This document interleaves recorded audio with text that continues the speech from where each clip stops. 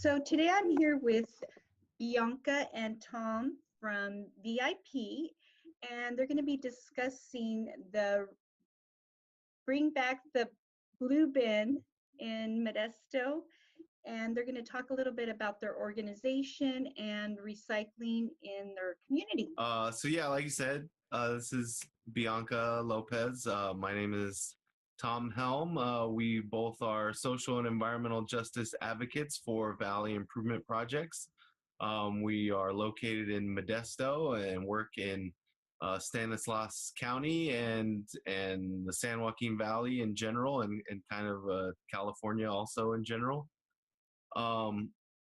That's the basics of our organization. I don't know if you want me to go more into that, or we could just start answering the specific. No, you can just talk a little bit about what you do in the community and give a little bit of background so that not, if someone's not familiar with your organization, this is a good time to kind of introduce them to what you do and how long you've been involved in environmental justice.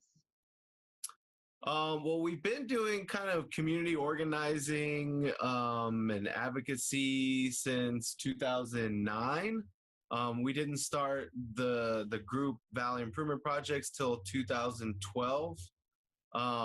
And the idea kind of behind the name Valley Improvement Projects was that we had kind of a diverse group of friends that were all involved in social and environmental justice issues in different ways. And so we said, well, our structure is kind of, if somebody brings a project idea to the group, and we all agree that it would, help improve our communities, then we would give support to that and take it on as an official project. So we've had different projects over the years. We used to have a community center where we had a bike kitchen. One of our volunteers would help people fix their bikes. We would take in bike part donations, and people could build a bike or use a part if they needed to promote bike riding, and help people be able to ride their bikes as a form of transportation. We also had film screenings and music events and fundraisers, and just had a general office, kind of a drop-in center for people who might need to use the internet or use the phone or use the restroom or check out a book from our library. We had a wide variety of stuff. We don't have the community center anymore. It's been a couple years since we have, but we right now, I'd say our main projects around social justice have been and still are around people knowing their rights when dealing with law enforcement, even with immigration.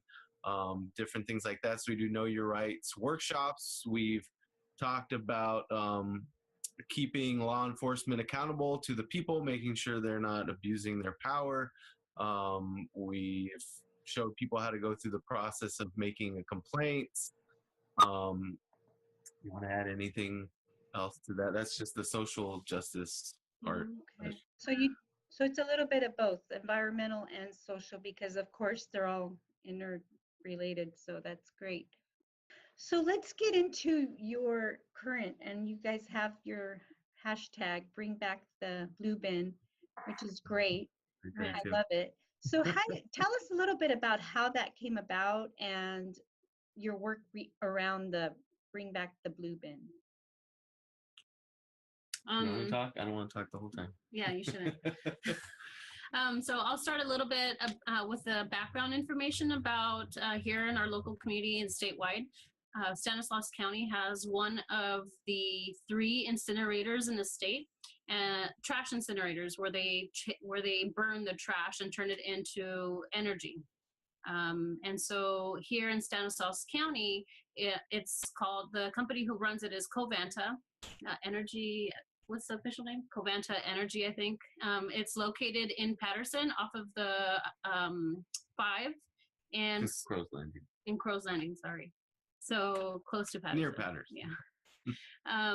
And so what we realized is that back in the day, in 1970, an organization called Ecology Action pretty much pioneered the curbside recycling here in Modesto.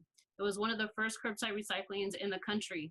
And then when Covanta in 1980 something came in, all of a sudden curbside recycling was eliminated. And so the city did have and implement other practices to try to get citizens or residents to recycle, but they were very poorly organized, and it didn't really get a lot of the recycling materials to be recycled. The county also has a contract with Covanta that says that they are to give them their trash so that they can burn it. Right now, Covanta has a capability of burning 800 tons a day. And so no real incentive to recycle our materials here in Modesto because we need to burn it, or we have that contract that says that we need to submit the trash for them to burn. And so we met some folks here in the county, especially those who are most affected by the incinerator, who have fought the incinerator maybe has been fighting the incinerators for over 20 years. Yeah. And so maybe Tom can share a little bit about that history of what other people have been doing to inform folks about what Covanta and then local incinerator has, how it has affected our community here. So are you guys working together with those other organizations that have been actively in support? Yeah, so I don't think it was an actual organization, but it was the Grayson Neighborhood Council, which is now Grayson Neighborhood Council. I don't know if it was back then, but yeah, we are working with them. And one of the family is the Mataka family, who initiated a lot of the work around the incinerator back in the day. And they're both members of Valley. Rosenda and John Mataka are both members of our organization as well. And a environmental justice group called Green Action helped bring a lot of attention to it. And another group, Global Alliance for Incinerator Alternatives, or Gaia, also helps with a lot of information. They look at incinerators worldwide, actually, even in all across the country and in other countries. Mm-hmm. So yeah, that's it definitely even goes beyond us two. We're just trying to help carry on the cause. And it's strictly just Modesto, correct, that you're working in, or is it? Well, so the incinerator is like Bianca said, it's in Crow's Landing. It's on the west side of the county. It's an environmental justice community. It's historically low income, Latino, mostly Spanish-speaking farm worker community, like many of the smaller towns on the west side of the county are. So the incinerator and the pollutants and the toxics that it emits into the air or mostly affect those communities. So it is an environmental justice issue in that respect. What we found in this push to raise awareness about it and how it affects recycling in the county, because it kind of demotivates the county to recycle if you have a for-profit company that is making money off of burning the materials. It was much easier to try to keep as much recyclable, compostable, and reusable materials from being burned there, rather than just advocating for an outright shutdown of the incinerator. So we'd like to say, if you're going to be burning stuff here in an environmental justice community, the least we can do to start is by getting them to not burn anything recyclable. So two main things have come out of that, which is the realization that not only, like Bianca said, did Modesto start curbside recycling in the country, but now we're one of the most populated and largest cities in California without curbside recycling now. So we've actually, from the 1970s, have gone backwards, is the way we see it. So we're trying to get at least Modesto to have curbside recycling, since it is the largest city in the county. Some of the other cities do, like Patterson does have curbside recycling. I know some of the other smaller cities and towns in Stanislaus do also, but Modesto is by far the largest, most populated. So just as a basic thing, we need to have that. Another thing that we found out through this process is that we're one of a handful of counties that doesn't have carpet recycling set up. And there's already a state program where you pay an extra fee when you buy carpet, and that money goes into a state recycling program for carpet. So anybody who's buying carpet in Stanislaus County is paying for that, but not seeing the benefits of it. And in fact, a lot of it is being burned at the incinerator. And so you're just getting that into the air. Yeah. So that's how it kind of went from the pollution aspect in an environmental justice community to working towards getting these materials recycled in the county in general, so that it benefits our air and just leads to better practices by the county and city governments and the waste hauling. Our Bring Back the Blue Bin campaign is focused in Modesto, as Tom said, because it's the biggest city in the county without it. But we hope that this can lead to making it possible for those other smaller cities within our county to also have the blue bin. I think Riverbank and Oakdale for sure don't have recycling as well. And how long has your campaign to bring back the blue bin, how long has it been since from the day you started to now? How long has that campaign been going on? I would say about 2 years. We started with just kind of educating folks about where our trash goes. And so we got people to be interested a little bit about where our trash goes here locally, to be able to engage folks in, well, what do we do with our recyclables?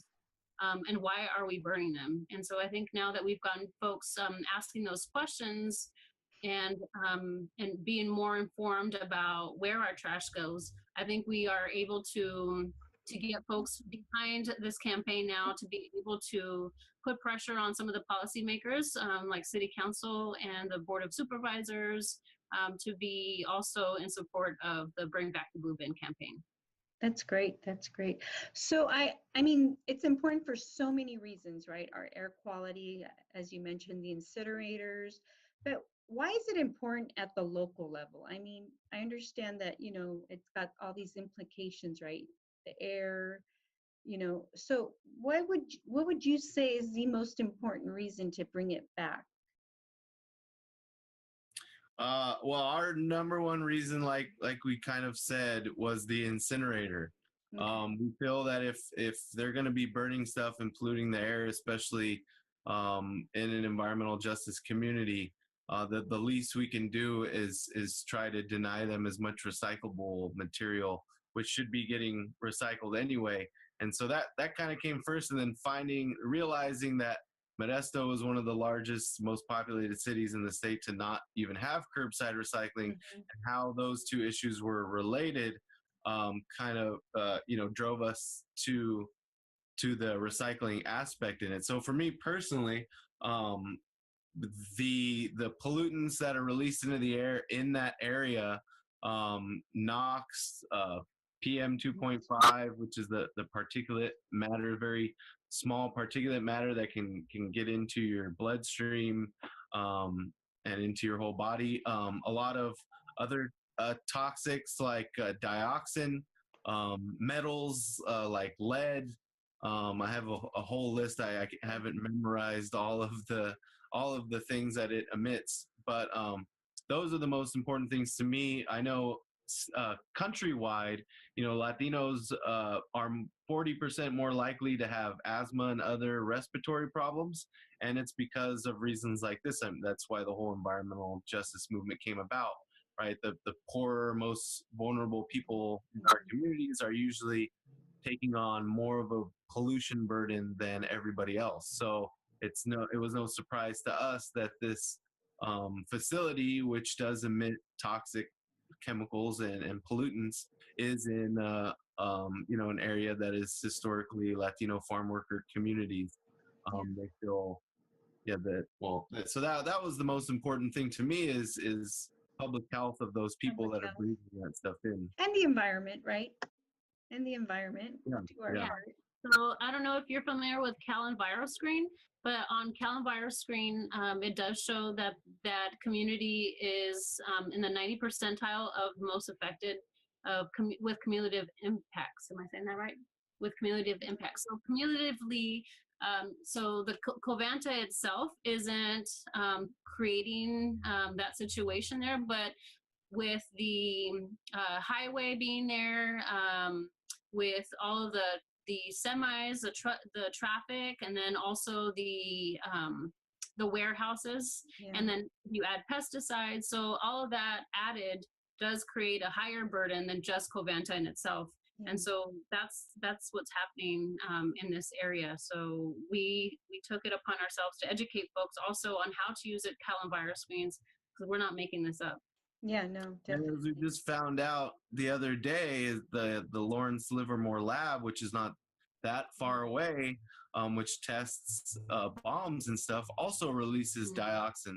So even though the state says you can release this much dioxin into the air, it might not be so bad from one facility, but if you have multiple sources of air pollution or even something like dioxin, which is extremely bad for public health and toxic, if you have two sources, those put together might be a lot worse for people to be breathing in. So they're taking into account that one facility is under the legal limit, but then you have two things that are both releasing dioxin. Well, what do those both put together do?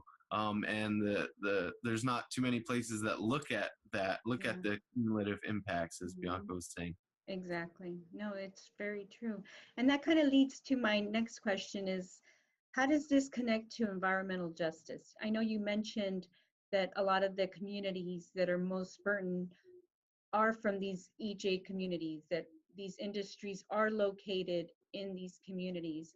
Could you add anything to that? I know that you covered it earlier, but anything else on the connection between the bring back the blue bin to environmental justice, and I think to education, right? You're doing a lot of education in these environmentally justice communities that might not understand what is taking place in their backyard, right? So it's important to do that as well.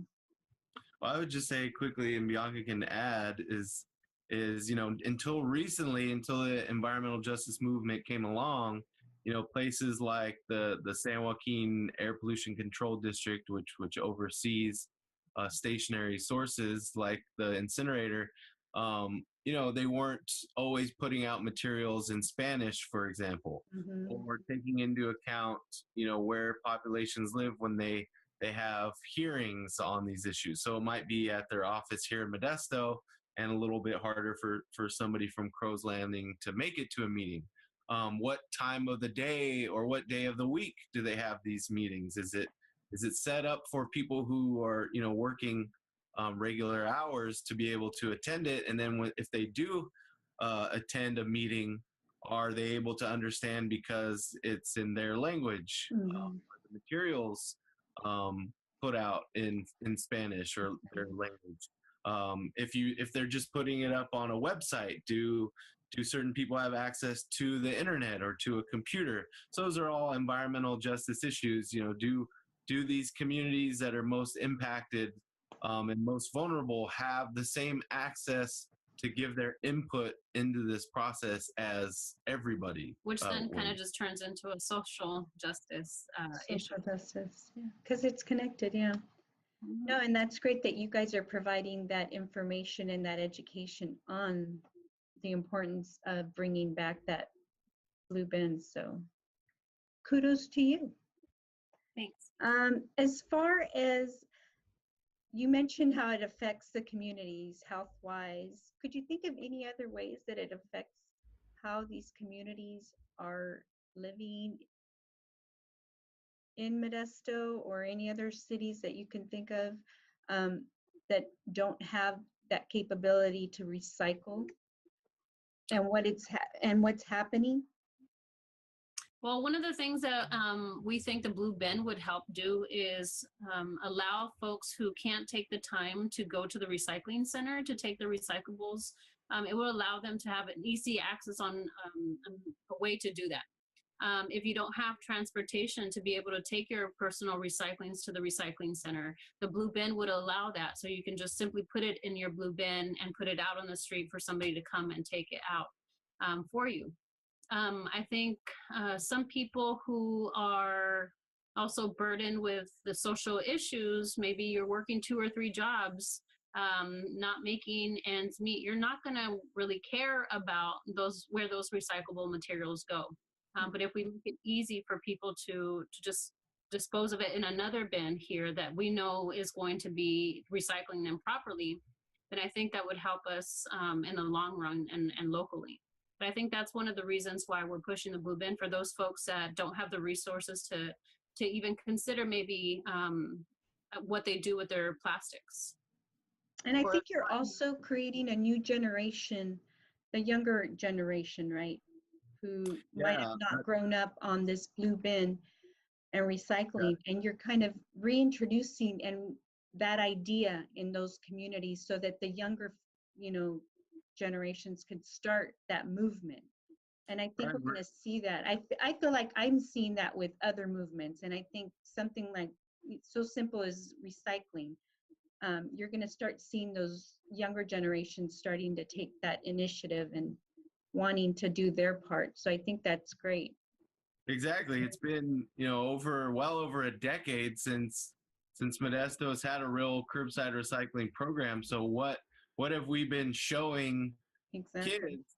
How important it is to recycle and all this stuff, but we don't do the most basic thing, which is provide a curbside recycling option. So yeah, there's almost a whole generation of kids that have grown up in Modesto thinking, well, it must not be that important, because they just tell us to throw it in the trash or, so. But we are also, when we do the education piece about where our trash goes, we do talk about, well, then let's not purchase some of those one-time materials. So when we go out and do the education piece, we also try to provide some incentives like reusable bags or the reusable bottles.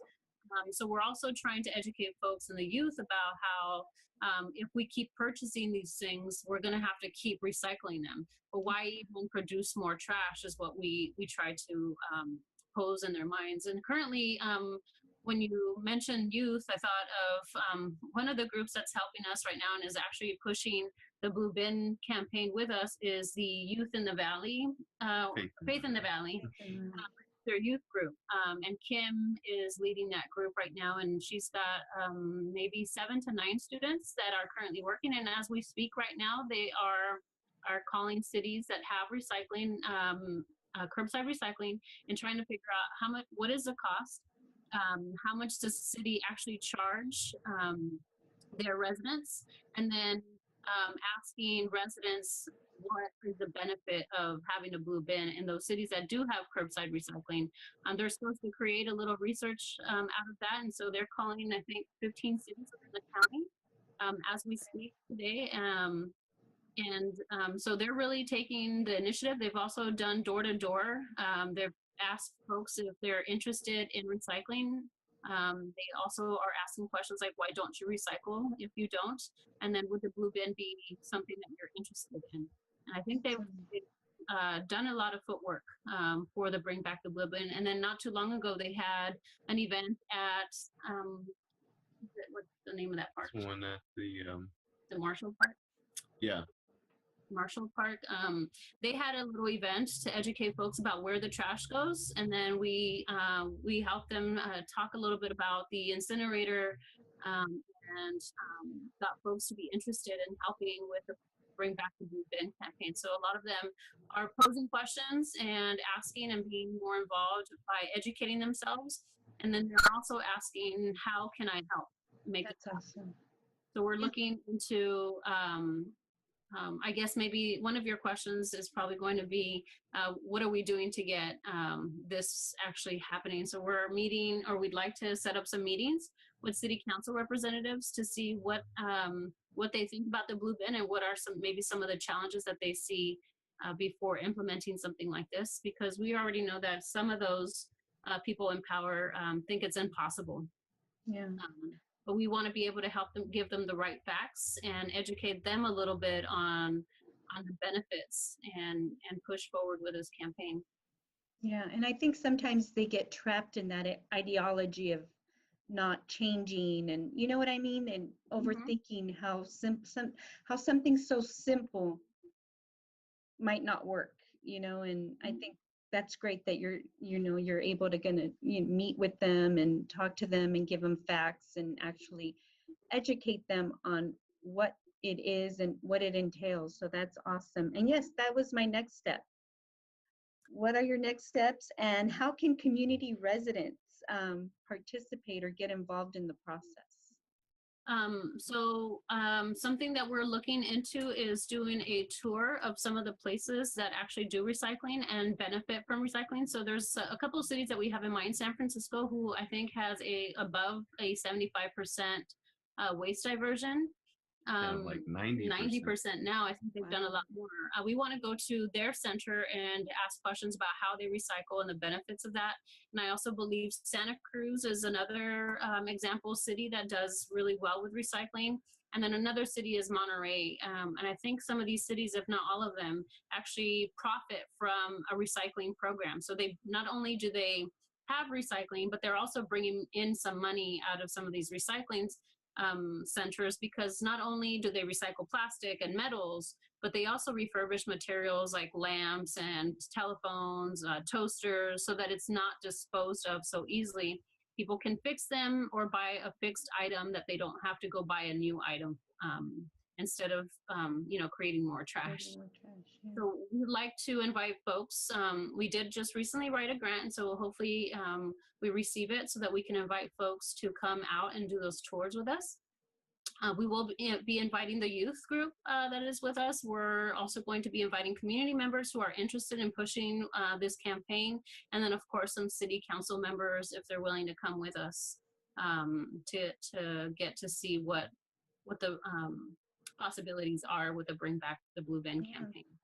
That's awesome. We haven't gotten a chance to sit down with everybody. We did talk to Councilman Tony Madrigal, who was in favor of bringing back the blue bin, and we've had a few different people express either concerns for or against, but they all had different ideas for kind of how it should be done.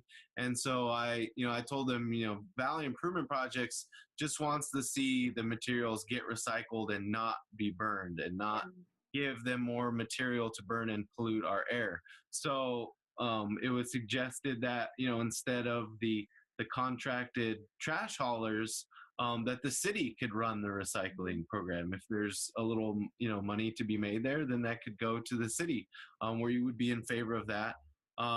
Somebody told us why they weren't necessarily in favor of the blue bin, but wanted a recycling program, was that some cities, I think Sacramento might do it like this. And like Bianca said, we need to do more research on the different ways so we can have good suggestions to bring to the city of Modesto. But some cities tell you just throw everything in one bin, and we're going to, put a lot of time and effort and resources into making sure that we have a staff that sorts everything out and puts it in it where it should properly go. So all things that can be recycled, things that can be composted, things that can be reused. So yeah, we still have a lot of research to do on that end and looking what best fits Modesto. We don't want it to be an extra burden on the city or even on the people who have to pay, their trash bills. But, like Bianca said, we used to have a program. So, did the price go down when we stopped doing recycling? Would it only be $2 to $5 more a month for the average person? We have to get those questions answered and see what the best fit for us is.